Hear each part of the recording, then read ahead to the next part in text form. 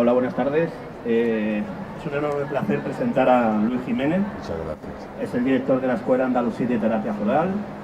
Es el responsable de la comisión científica. Y bueno, para mí es una gran persona y aparte un gran maestro. Y no quiero robarle más. Sin dilaciones os paso con él. Muchas gracias. Gracias a ti, gracias. Bueno, buenas tardes. Lo primero que quiero decirles es que me siento muy honrado de estar aquí, gracias a COFENA, que está haciendo una labor realmente encomiable para seguir fomentando que el derecho a elegir la línea de relación con nosotros mismos a través de la sanidad sea un derecho y no una imposición. Desgraciadamente el concepto de pseudoterapia está intentando robarnos nuestra verdadera dignidad como seres humanos.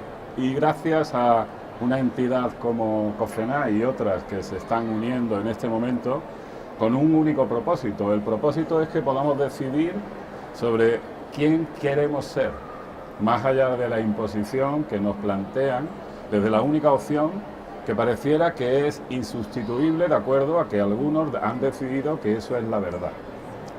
A mí me gusta preguntarme cosas, es algo para mí fundamental. Y de ahí que la escuela que yo dirijo sea una escuela de pensamiento.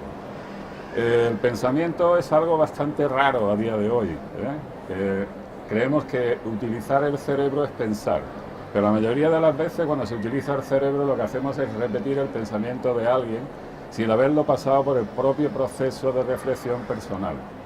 En este momento parece que hay un gran interés en que propuestas individuales que tienen que ver con el desarrollo de la conciencia, con la sabiduría interna, con el desarrollo evolutivo del ser humano, con la individualidad, no prosperen, porque eso crearía un caos mayúsculo dentro del orden establecido por esto que llamamos sociedad, que tendríamos que empezar a enterarnos que la sociedad somos todas, todos los que estamos aquí.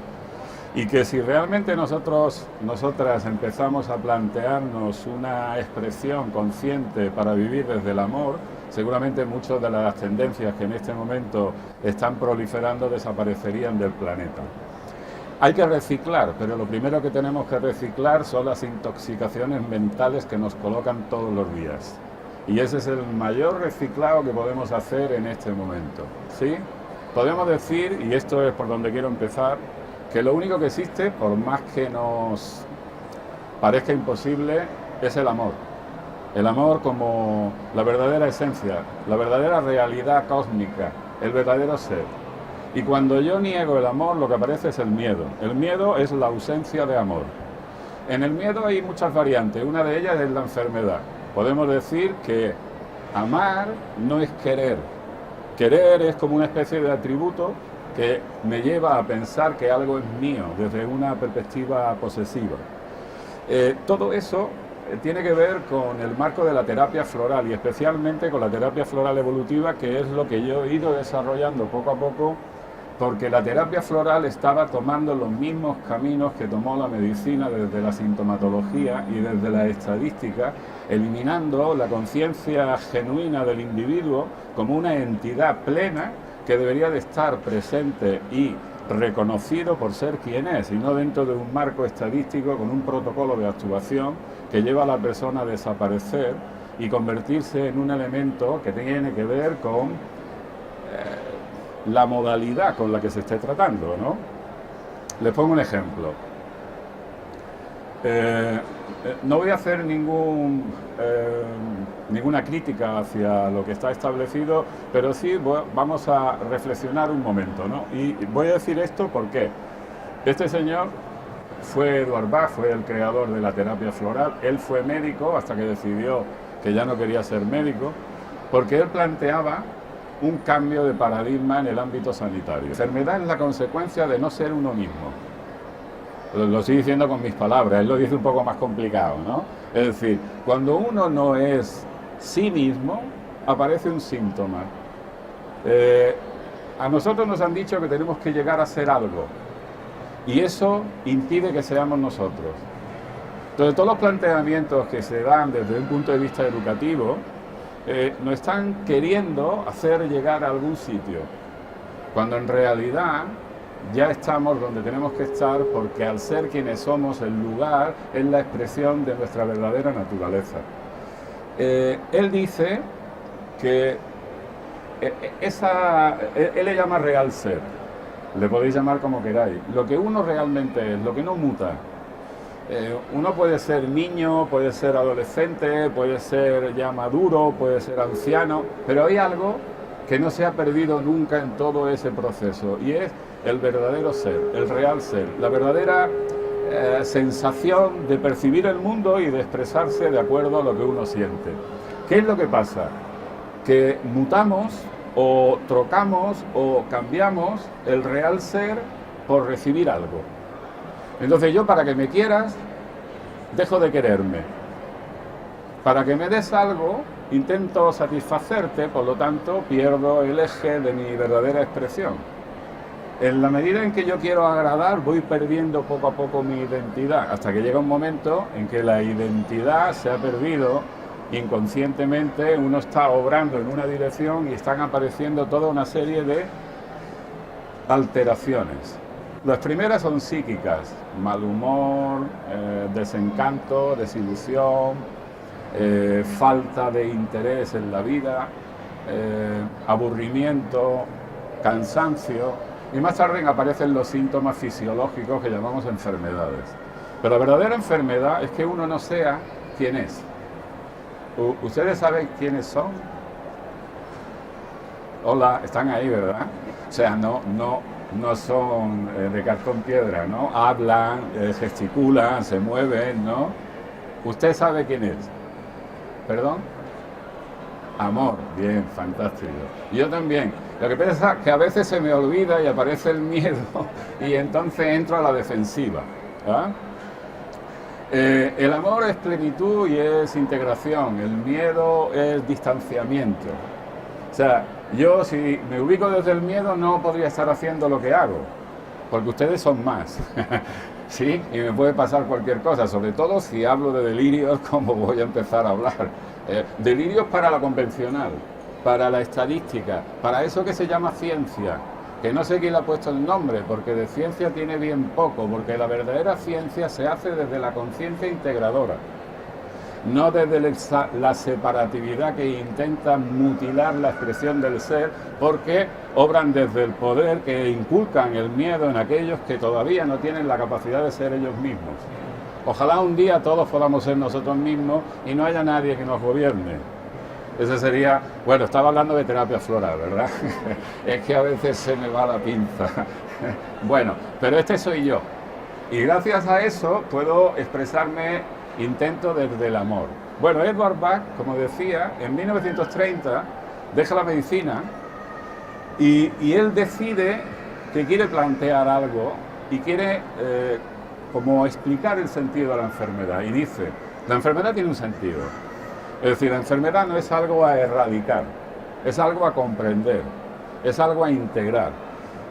Yo tengo una visión al respecto de esto, ¿no? Que es que cuando algo no tiene cabida en el universo, simplemente desaparece. Y lo que no desaparece tiene un sentido, y la enfermedad nos acompaña desde el principio de los tiempos. Pero ¿y si la enfermedad no fuera mala? ¿Me explico? Sí, Edward Bach dice una cosa que me interesa mucho, y dice, el mal es el bien fuera de lugar. ¿Sí? Esto se ve, ¿no? Es decir, el fuego es malo, hombre, si se está quemando la casa, pero en invierno en una hoguera, ¿verdad? O sea, ¿qué es el mal? Dice Bach, el bien fuera de lugar. Por lo tanto, cuando uno no está siendo lo que es y se limita para agradar, para parecer, en ese sentido, cuando yo soy el que soy, me expreso desde lo que soy, no estoy esperando respuesta, por lo tanto puedo seguir expresándome con naturalidad. Pero si yo todo lo hago para sacar una sonrisa, para sacar un aplauso, para sacar votos, para no perder el sillón, para estar en la cúspide, voy a tener que estar haciendo en cada momento lo que ustedes quieren que hagan para yo poder estar en el lugar donde ustedes me ponen.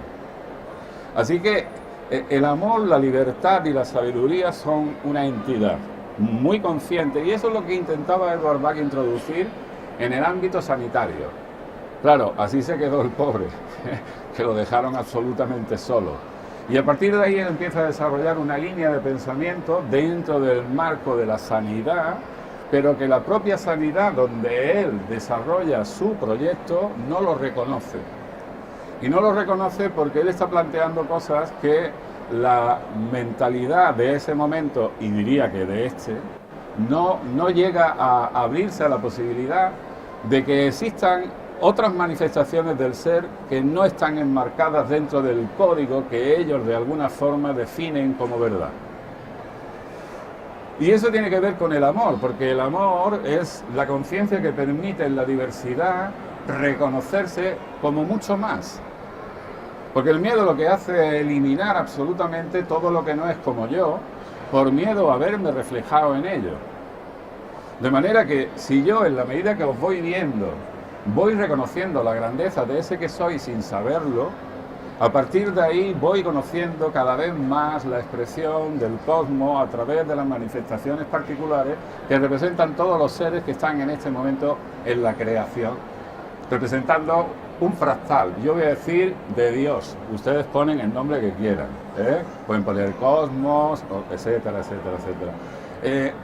Para mí, como me educaron en ese concepto, sigo utilizando el concepto de Dios desde mi ateísmo, desde mi... ¿sí? Es decir, es como una especie de contradicción propia. Pero la totalidad, el amor, es una entidad que no discrimina absolutamente nada. Ni les pongo un ejemplo. Y este es un ejemplo que siempre me ha gustado, que yo lo comento mucho con mis alumnos. Imagínense el patio de una cárcel. ¿Sí? ¿Se lo imaginan? Lo hemos visto en películas, ¿verdad? Patio de una cárcel.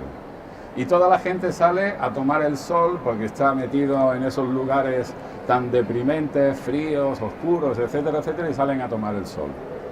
Allí hay pederastas, allí hay asesinos, hay lo que se les ocurra, ¿verdad? ¿Qué hace el sol? ¿Pone una nube para que no le vea ese? ¿Me siguen? Es decir, discrimina, saben que el sol es la esencia que nos permite estar aquí, ¿verdad? Es decir, si el sol no estuviera, no estaríamos hablando de nada. El sol discrimina, pregunta si se lo merece o no se lo merece. Es decir, ¿dónde ha llegado nuestra visión de rechazo como consecuencia de esa dinámica de empoderamiento que siguen llevando a algunos a esa discriminación y a esa falta de, yo diría, de compasión, ¿verdad? Bueno, este hombre, Edward Bach, con una filosofía, voy a decir, similar a esta, empieza a crear un sistema, que no es un sistema floral, como se ha dicho por ahí, sino un sistema de sanación que utiliza esencias florales. ¿Conocen las flores de Bach? ¿Conocen las esencias florales? Sí, todas, todos, fantástico. Entonces no me voy a extender en eso, ¿ah? Solo quiero que vean que las flores es como que han proliferado. Si yo digo flores de Bach, todo el mundo sabe. Si pregunto por la obra de Bach, igual nadie la ha leído. ¿Por qué? Porque las flores empezaron a comercializarse sin el marco filosófico que hizo que Edward Bach elaborara las flores. ¿Desde qué sentido tiene la esencia floral? Que tú te conozcas a ti misma, que tú sepas quién eres y que puedas seguir tu camino al margen de las influencias. Para eso son las flores. Las flores no son para quitarte el miedo, las flores no son para quitarte la depresión, las flores no son para quitarte la tristeza. Las flores son para que tú sepas cómo haces la tristeza, cómo haces el miedo, cómo te separas de ti, que es amor y que eres conciencia, y cómo a través de ese comportamiento estás perdiéndote la oportunidad de ser tú mismo. Claro, cuando se empiezan a vender las flores como medicamentos sintomáticos, a partir de ahí se empieza a disolver la filosofía que crea Edward Bach como una oportunidad de cambio paradigmático para el ámbito sanitario. Si hubiera prosperado lo que Bach planteó, hoy no estaríamos hablando de pseudoterapia, sino que quizás la pseudoterapia sería la otra línea de pensamiento. Esto, ya saben, ¿no? ¿Quién escribe la historia? Los que han ganado. Es decir, este pobre hombre pues, tuvo que ir poco a poco retirándose, hasta que se quedó en Gales muy solo inició un trabajo que a partir de 1970 empieza a prosperar, pero lo que prosperan son los remedios. Bueno, miren, algunas frases, esto se ha movido un poco, pero no importa, se ve que no ha reconocido la letra, pero creo que nos va a valer. Algunas frases de Edward Bach. El hombre tiene un alma que es su ser real, yo digo su real ser, jugando con las palabras, ¿verdad? El real ser es eso que es uno, y luego hemos encargado otro a medida de las circunstancias. Ese que hemos ido encargando, que hemos ido comprando a cachito, para que me guste, para que me quiera, etcétera, etcétera, eso no es el real ser. También dice que somos individualidades, que por encima de todo debemos ser fieles a nosotros mismos. ¿Qué pasa cuando uno es fiel a sí mismo? Que lo más seguro es que te arrojen la palabra egoísta. Y entonces puede empezar a decir que no. Puede decir que no le apetece. Yo te quiero mucho, me pareces una persona súper inteligente, pero hoy no quiero estar contigo. Y nosotros hemos interpretado que no querer estar contigo es que no te quiero, que no me apetece acompañarte es que no me gustas, que no pienso como tú es que no estamos de acuerdo y por lo tanto no podemos mantener una relación. Como si para amar tuviéramos que estar de acuerdo. Y gracias a la diversidad de especies que hay en el planeta, los ecosistemas se autosostienen. De ahí que si fuéramos todos iguales, todo no solo sería muy aburrido, sino que sería poco gratificante y muy poco edificante hacia el conocimiento. El alma y el real ser es la misma cosa. Es decir, cuando yo expreso lo que soy, debería de estar sano. Es por hablar en plural, ¿verdad? Ustedes ahora están sentados, ¿verdad? ¿Sí? Y lo voy a decir fino, tienen los glúteos sobre el asiento. ¿Están sintiendo la presión de los glúteos sobre el asiento? ¿Sí? Eso es un síntoma, ¿verdad? Si se tiraran aquí 5 horas sin poderse levantar, igual ese síntoma sería muy incómodo. Es decir, síntoma no es enfermedad. Enfermedad es lo que hacemos con los síntomas. Por lo tanto, una persona puede estar sana porque mantiene la alegría y la conciencia de sí y se expresa al margen de la sintomatología que pueda tener. Ahora, ¿qué ha pasado con la enfermedad? La hemos convertido en la mala de la película. Y como consecuencia de eso, cuando a ti te dan el nombre de una enfermedad, tú dejas de existir. Es como un día que llegó una persona a la consulta y me dijo: hola, buenas tardes, yo soy diabético. Y yo le dije: yo del Málaga. O sea, ¿cómo puedes ir con la identidad pegada a la enfermedad, poniendo por delante que eres diabético antes de ser persona? ¿Cómo hacemos eso? Pues con una cuestión muy clara, es decir, la ritmificación de los medicamentos hacen que el medicamento en tu vida te recuerde todo el tiempo la enfermedad para la que estás tomando el medicamento. ¿Ven esto, no? Por lo tanto, si yo tengo que estar pensando todo el tiempo qué pastilla me he de tomar, no paro de estar en relación con la enfermedad que es la protagonista de mi vida. Algunos dicen: cuando me cure empezaré a hacer cosas. Igual, si haces cosas te curas. ¿Sí? Esta es como una mirada desde otro lugar. Y eso se llama paradigma. Miren, ¿saben qué hora es? ¿Sí? 6:15. 6:24. Aquí, porque estamos todos de acuerdo, si hubiéramos venido la semana pasada, no eran las 6:24, eran las 5:24. ¿De verdad son las 6:24 o no hemos puesto todo de acuerdo para que sean las 6:24? ¿Es la verdad la hora que mantenemos? ¿Es la verdad lo que mantenemos entre todos? ¿Es la verdad que la enfermedad es la mala?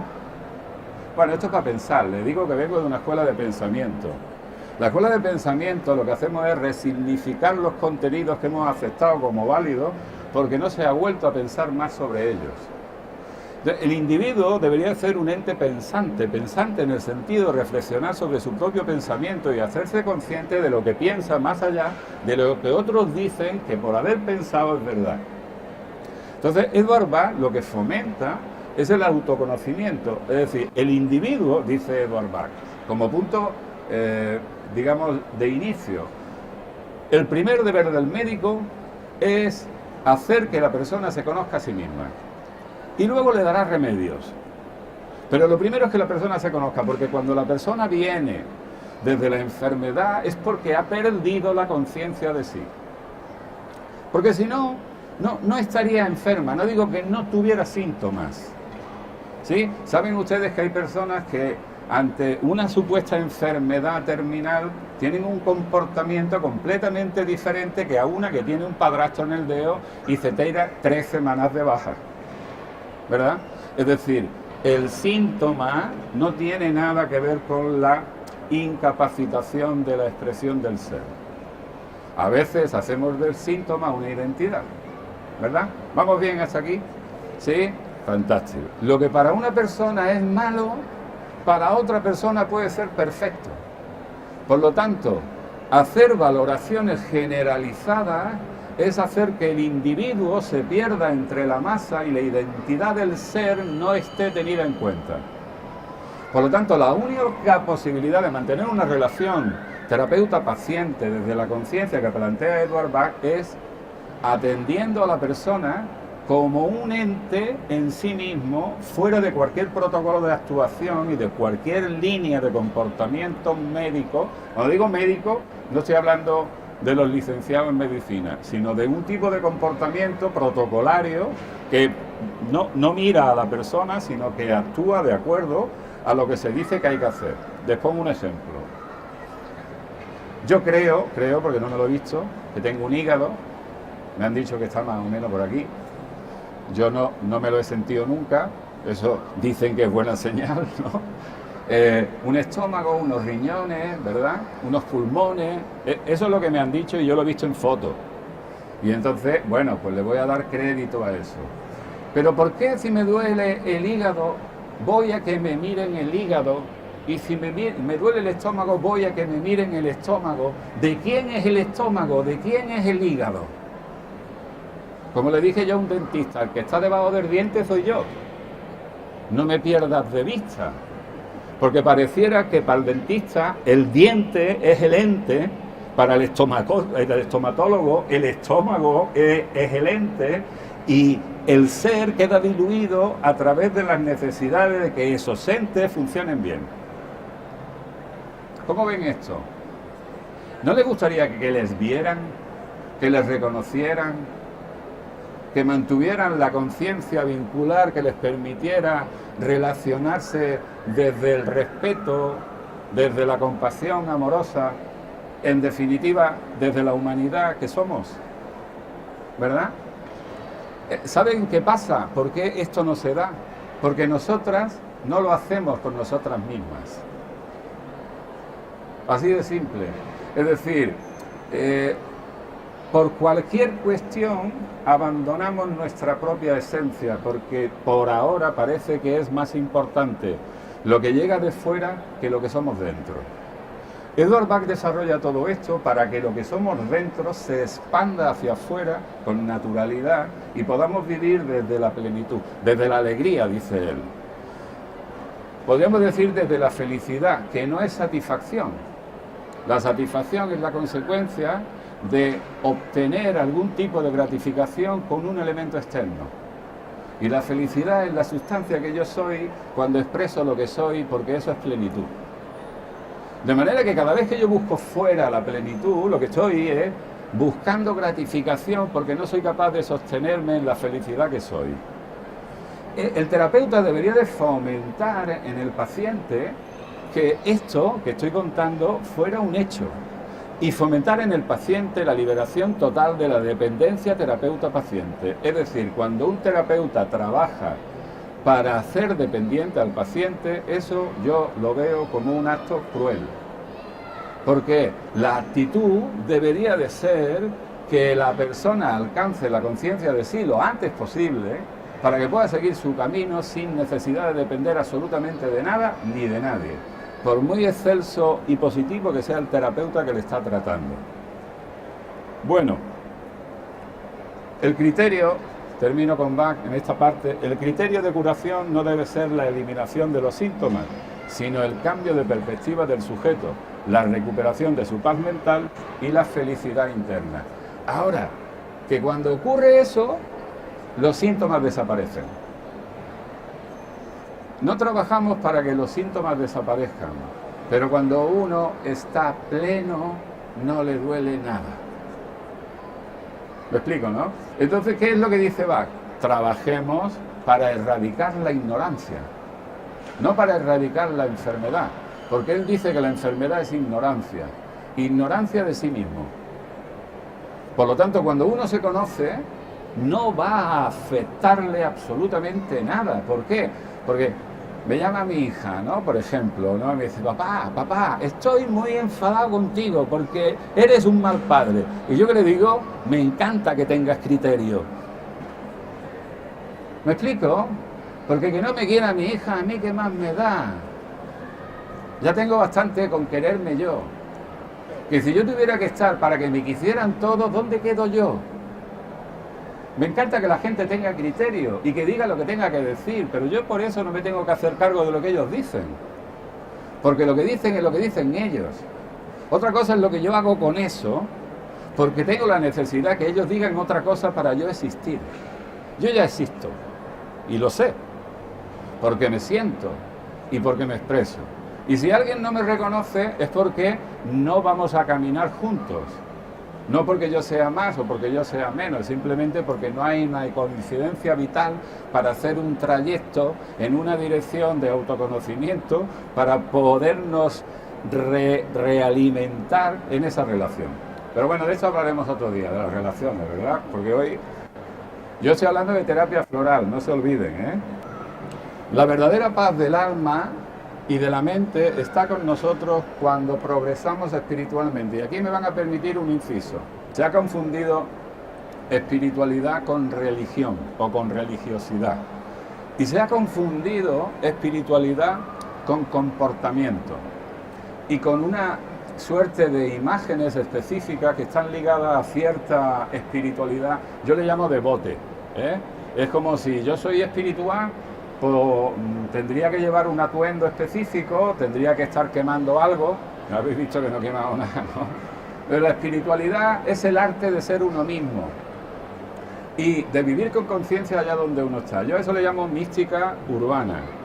Unos espetos en la playa, con conciencia, unas cañitas, un coloquio con los amigos, pero desde la conciencia, es decir, desde la trascendencia de que yo estoy haciendo una experiencia y que no hay ningún espacio en el tiempo que no sea la expresión del ser en el que yo estoy contenido. Por lo tanto, la espiritualidad es el arte de ser consciente y el compromiso de ser uno mismo. Cuando uno es uno mismo y es consciente de lo que está viviendo, no puede no ser espiritual. Bueno, no podemos no ser espirituales porque somos un espíritu haciendo una experiencia en el tiempo, ¿verdad? Otra cosa es que no hayamos enterado de eso. Y la mayoría de la gente quiere llegar al espíritu como si el espíritu no estuviera aquí, ¿verdad?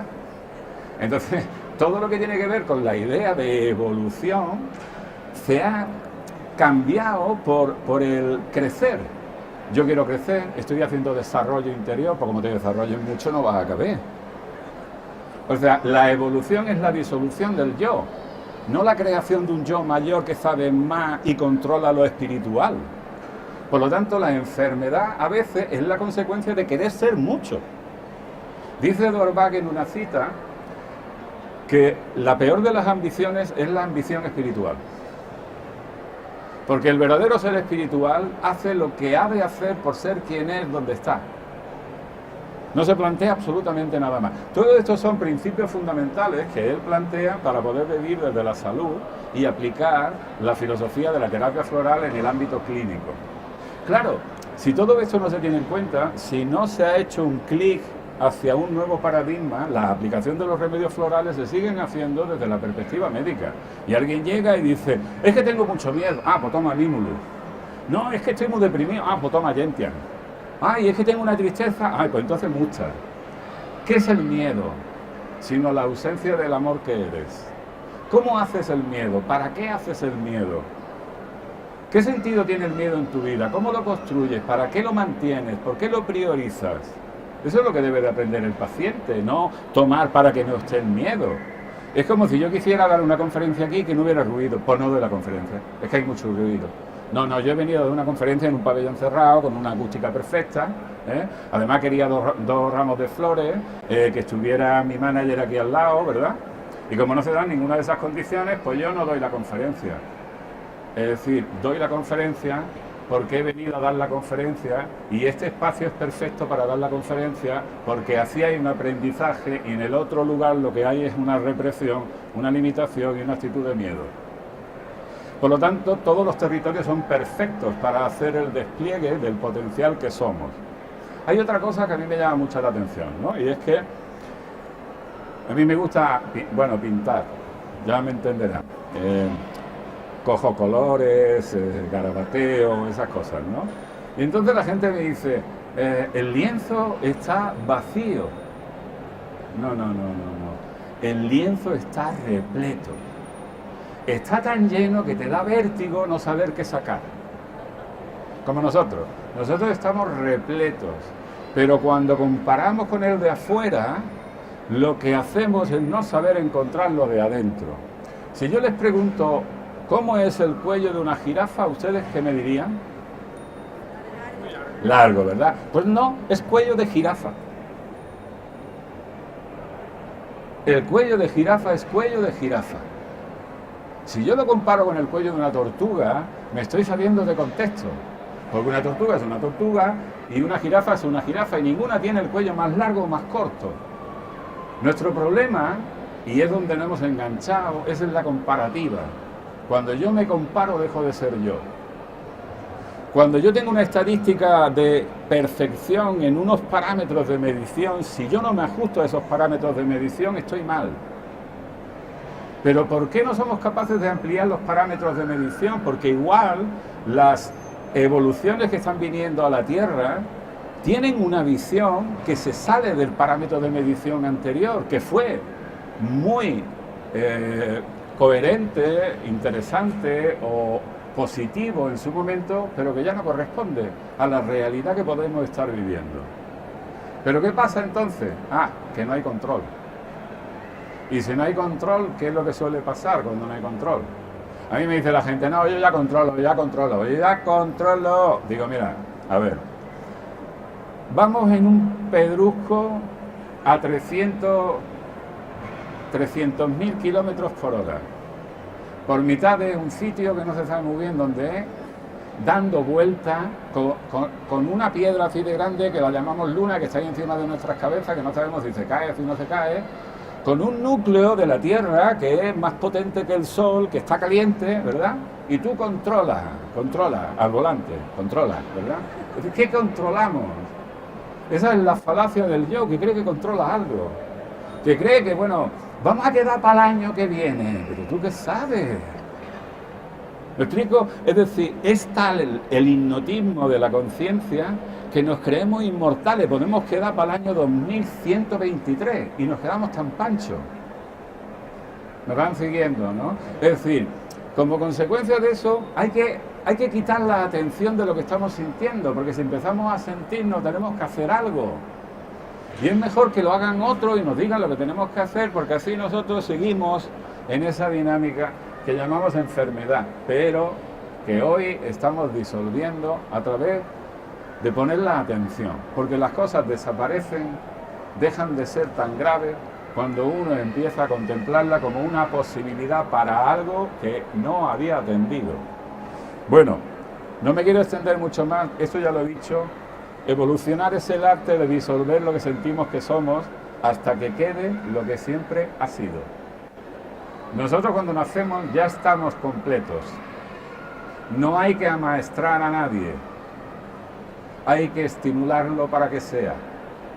Pero para que sea lo que es.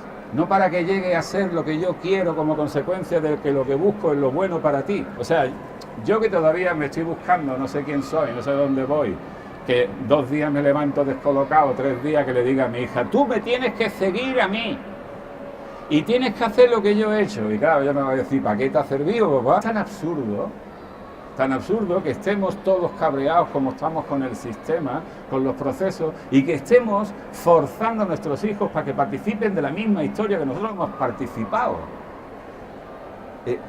No sé, a mí a veces me rechinan las neuronas. Ya veo que a vosotros no. Sí, pero ¿de qué depende todo esto? De que seamos nosotros mismos y dejemos en paz a los demás. Dejemos de intervenir en las vidas de los otros. Claro, ahora veremos, ¿no? ¿Qué pasa con esto? Esto a mí me encanta, ¿no? Porque es muy gráfico. Así como lo que está hinchado parece grande, pero no está sano, ser más, crecer más, no es necesariamente evolucionar. Y entonces hay algunos que van por ahí que parece que van levitando ya, ¿no? O sea, ya tienen los chanclas abiertos, ya tienen ahí un punto de levitación, o sea, van por la vida, tienen visión laural de estas y todas estas cosas, ¿no? Que suele tener mucha gente. Pero luego van puteando a todo el mundo, no tienen una vida sana, no tienen ningún tipo de relación sostenible, no son capaces de autogestionar su propio proceso, pero eso sí, son espirituales, porque consumen una serie de productos espirituales del gran supermercado espiritual que el sistema ha colocado para que los ineptos que buscan la fama en el mundo espiritual pierdan la conciencia de lo universal, lo humano, y lo que tendríamos que estar viviendo, comiéndonos unos pescaditos y saliendo al fresco como cuando éramos chicos. Esa es la verdadera espiritualidad, como decía un amigo mío, ¿no? ¿Qué es el éxito? El éxito es llegar colocado a las 6 de la mañana a tu casa, abrir la nevera y encontrarte una fiambrera con albóndigas con tomate. ¿Me explico? O sea, ¿qué es el éxito? ¿A dónde queremos llegar con el éxito? El éxito es la conciencia de la plenitud del instante y te lo da la capacidad que tú tienes de ser creativo con lo que está pasando. Ese es el verdadero éxito. Y todo lo demás es como una especie de mercadería para llevarte donde no vas a llegar jamás. Bueno, estamos terminando. Dice que la primera etapa es una etapa egocéntrica, que lo único que busca es la seguridad, la nutrición, y no se mueve mucho, ¿no? Y la segunda etapa llega una etapa ambiciosa donde el individuo lo que busca es conquistar el mundo. Y la tercera etapa es cuando ella empieza a sentir la necesidad de servir a los demás. Yo lo he cambiado un poco y digo, al principio me defiendo del mundo. A continuación quiero conquistar el mundo. Después soy el mundo. Cuando yo soy el mundo, ¿contra quién puedo ir? Cuando yo soy el mundo, ¿de quién me tengo que defender? Cuando yo tengo conciencia universal, conciencia real, o sea, puedo hablar del espíritu con una chaqueta pana que me he comprado para quedar bien en la cámara. Me van siguiendo, ¿no? Es decir, no tengo que venir vestido de espiritual para hablar del espíritu, porque el espíritu soy yo cuando mi yo no está. Y eso es lo que yo hago cada día, intentar que él esté lo menos posible. Y para que él esté lo menos posible, yo tengo que estar muy atento para que no se cuele. Ama, no pierdas el tiempo. Es muy simple. Pudiendo tener razón, elige amar. O sea, no defiendas la razón porque todo el mundo la tiene. Ama, no pierdas el tiempo. Entonces decimos que el amor es la única expresión cabal del cosmos. Su ausencia permite la expresión del miedo como falta de amor. De ahí que miedo y amor no puedan estar en la conciencia al mismo tiempo, pues uno es la ausencia del otro. Entonces, ¿yo qué elijo? Elijo amar. Cuando todo mi yo, que son mis instintos, que son mis afectos, no pueden amar, es porque ellos quieren obtener lo que el amor ya es. ¿Y entonces qué hago? Simplemente recuerdo que soy amor y dejo pasar al instinto que quiere representación en el mundo, quitándole el verdadero protagonismo al ser que no necesita nada más que expresarse. Claro, las relaciones desde aquí se plantean desde un lugar completamente diferente. ¿Por qué? Porque no hay posesividad. ¿Cómo que tú eres mío? Mi, ¿verdad? Mi mujer, mi hijo, mi. O sea, el derecho adquirido, esto lo van a entender muy rápido, ¿verdad? Mi mujer, por ser mi mujer, tendría que atenderme a mí antes que a cualquiera de vosotros, ¿verdad? ¿Por qué? ¿Y si le apetece atender a alguien antes que a mí? porque le da pálpito en ese momento. ¿Eso qué quiere decir? Que a mí ya no me quiere, o que me quiere menos, o que me está poniendo los cuernos porque ha mirado a otro. O sea, ¿de dónde estoy yo para poder ver desde ahí? ¿Qué he hecho con esa persona? ¿Dónde la he llevado? ¿Qué he hecho conmigo en relación con esa persona? Bueno, voy a terminar con esto, porque quiero que hagáis preguntas si os apetece. Para facilitar el trabajo, porque yo hoy lo que he traído es trabajo personal. Mañana voy a dar otra conferencia, creo que es a las 2, a la 1:30 creo, que ya es un poco más profesional, es decir, entraremos en el detalle de la dinámica de trabajo. Hoy era simplemente porque yo no sabía qué me iba a encontrar aquí, la verdad, ¿no? Porque me dijeron, no, es un público muy variado, etcétera, etcétera. Entonces, esto es simplemente para gestionar procesos. Entonces, yo he descrito 4 miedos. Los miedos están emparentados con los temperamentos, temperamento colérico, melancólico, flemático y sanguíneo, y están relacionados con las funciones psíquicas. La función psíquica mental, la emocional, la intuitiva y la sensorial. Y al mismo tiempo con los 4 elementos, fuego, tierra, aire, agua, ¿sí? Que a su vez están relacionados con 3 modalidades de expresión, que son las 12 tipologías de personalidad de Edward Bach, la propuesta de Edward Bach de las 12 tipologías de personalidad. Entonces nosotros decimos que hay 4 grandes miedos, y esto, si se quieren llevar algo a casa, sean consecuentes consigo mismo, y lo mismo, advierten algún miedo sobresaliente, y luego podemos hacer un trabajo para finalizar, ¿sí? El miedo a la miseria, que es el miedo de aire, bueno, no se puede apuntar aquí, es el miedo de aire, el miedo de tierra. El miedo de tierra, esa imagen le aterrorizaría. O sea, un aire puede mirar en un contenedor a ver si hay una novela, algo, me siguen, ¿no? Es decir, pero la tierra, abrir un contenedor, es decir, eso sería ya como lo último de lo último de lo último. ¿Dónde está su seguridad? Su seguridad está en el ámbito material, en las posesiones materiales. O sea, para un agua, que es el miedo a la soledad, lo peor es quedarse sin pareja o que la familia no le hable. Pero a un tierra, si no le habla a la familia, mejor. Mejor, así está él solito con su rollo, con su historia, y así no le piden. ¿Sí? Bueno, el miedo a la miseria de tierra, el miedo al fracaso del fuego, es decir, el fuego tiene tanto miedo al fracaso que cuando sabe que no puede ganar, no se presenta. Por ejemplo, en un examen. Es decir, si no sabe que va a aprobar, o mejor dicho, si sabe que no va a aprobar, deja porque quiere su expediente completamente limpio.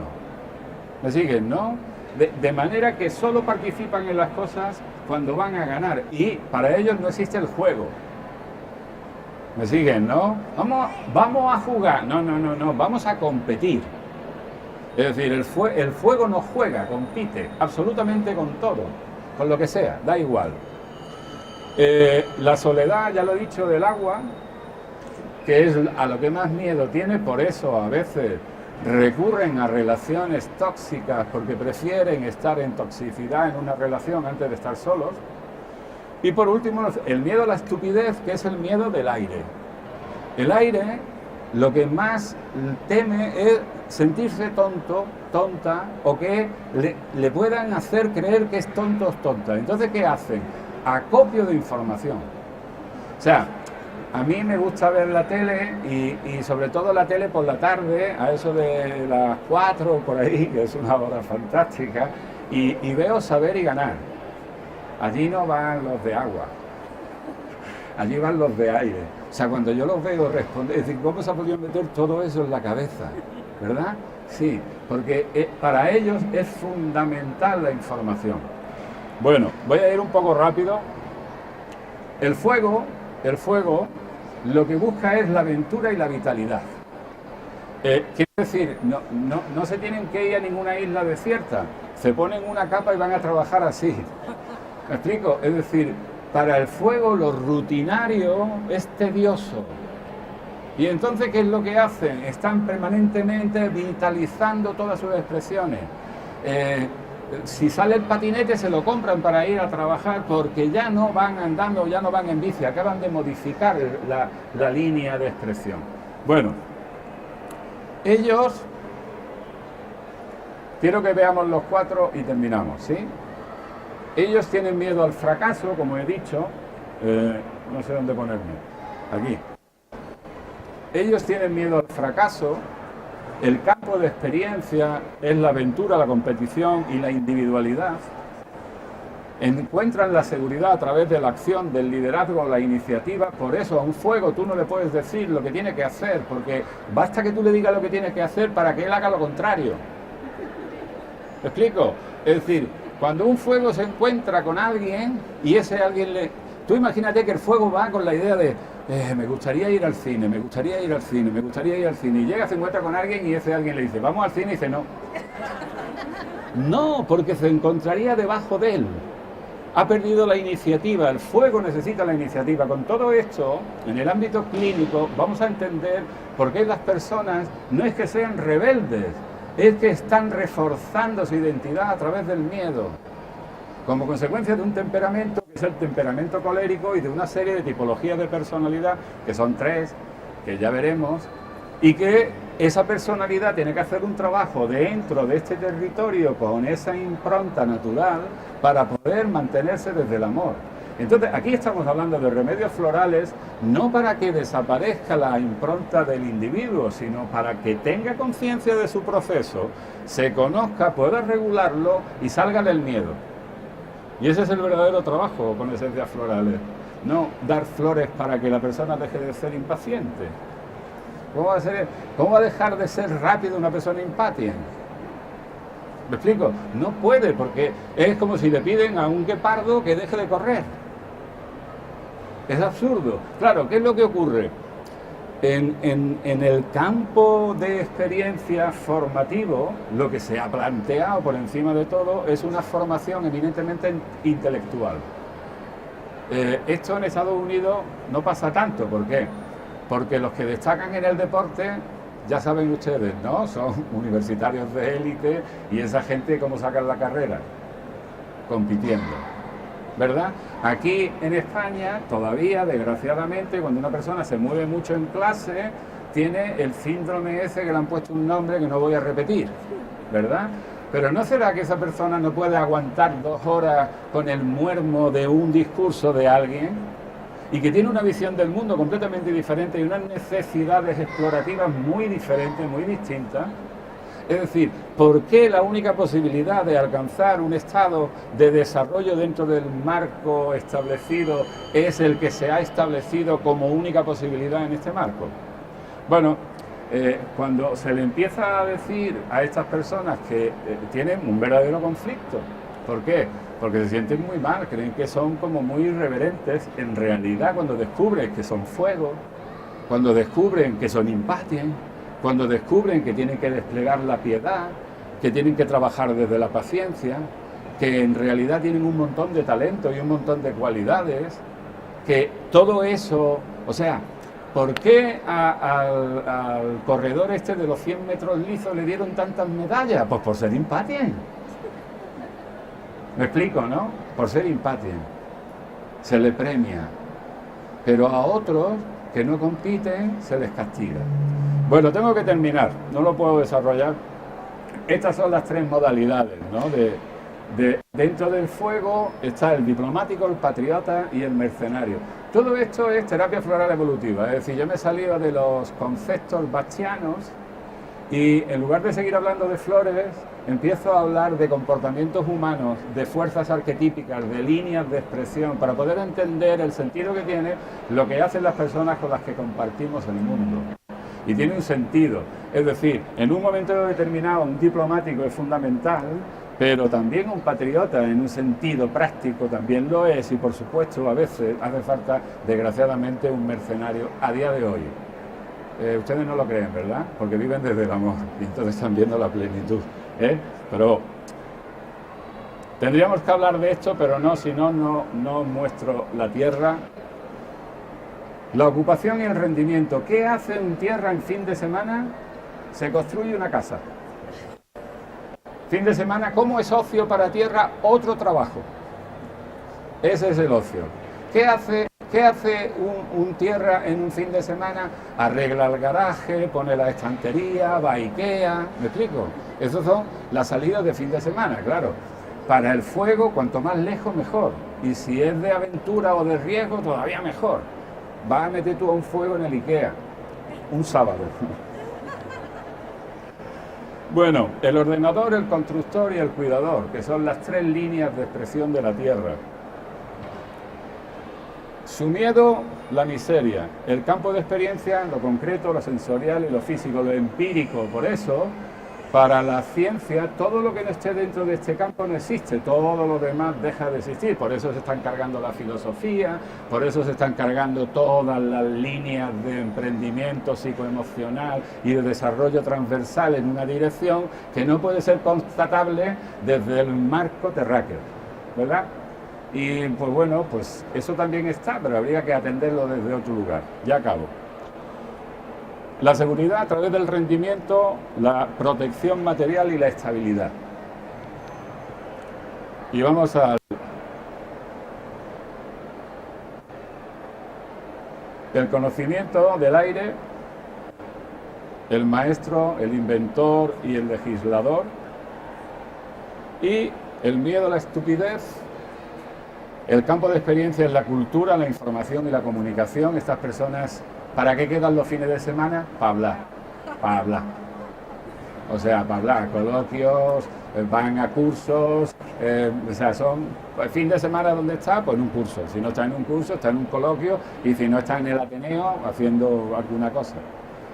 Seguridad a través del conocimiento, la memoria, la conversación, y el desapego es de lo mental para que realmente pueda aparecer la sabiduría. Y termino con el agua, que es afecto y pertenencia. La madre, la amante y la maga, que son las tres expresiones arquetípicas del mundo femenino. El miedo nativo es la soledad. El campo de experiencia es la familia, las relaciones y los vínculos. La seguridad la encuentra a través de los afectos, a través de la pertenencia y a través de la posesión de otros. Si no tiene a otros, es como que no existe. Y el desapego emocional y vincular es el trabajo que tiene que realizar. Bueno, me encantaría seguir, pero ya están esperando para la próxima conferencia. Ha sido un placer compartir este rato. Muchas gracias. Gracias.